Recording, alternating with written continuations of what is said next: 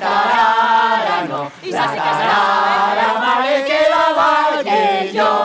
A la taula i al llit a primer crit.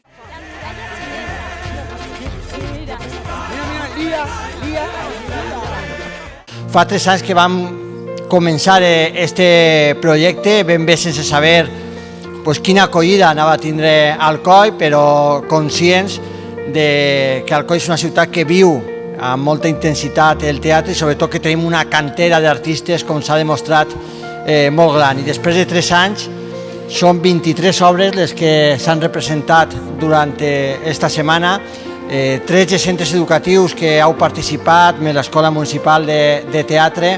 Això vol dir que és molt més que l'any passat, tant en obres com en participants, com en centres, i és una garantia que este projecte que va néixer fa 3 anys és ja un projecte d'èxit que tota la ciutat ha fet seu i per tant que garantir la seva continuïtat.